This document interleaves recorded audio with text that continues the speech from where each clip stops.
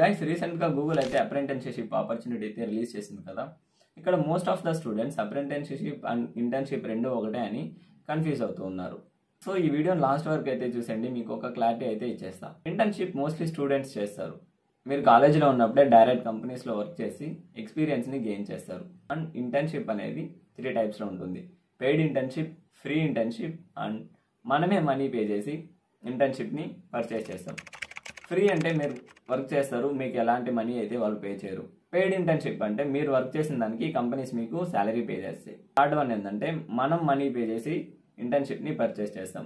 Guys మీరు mostly paid internship కానీ free internship చేయడానికి ట్రై చేయండి. గైస్ ఇప్పుడు అప్రెంటిస్షిప్లోకి వచ్చేసామంటే ఎవరైతే గ్రాడ్యుయేషన్ కంప్లీట్ అయిపోయి జాబ్ సెర్చింగ్ పర్పస్లో ఉంటారో వాళ్ళకి అప్రెంటిస్షిప్ అనేది గోల్డెన్ ఆపర్చునిటీ. ఇక్కడ మీకు అప్రెంటిస్షిప్ అనేది యూజువల్లీ స్కిల్ బేస్డ్ ట్రైనింగ్. ఇక్కడ మీకు ప్రాపర్ సాలరీ ప్రొవైడ్ చేస్తారు అండ్ ఒక స్పెసిఫిక్ పీరియడ్ వరకు మీరు కంపెనీలో వర్క్ చేస్తారు. ఇంకా గుడ్ థింగ్ ఏంటంటే మీ వర్క్ కంపెనీ వాళ్ళకి నచ్చిందంటే మీకు జాబ్ కూడా కన్ఫర్మ్ అవ్వచ్చు. ఇంకా మీకు షార్ట్గా చెప్పాలంటే ఇంటర్న్షిప్ అనేది ఎక్స్పీరియన్స్ ప్లస్ లెర్నింగ్. అప్రెంటిస్షిప్లోకి వచ్చేసామంటే proper salary plus experience plus job security plus learning.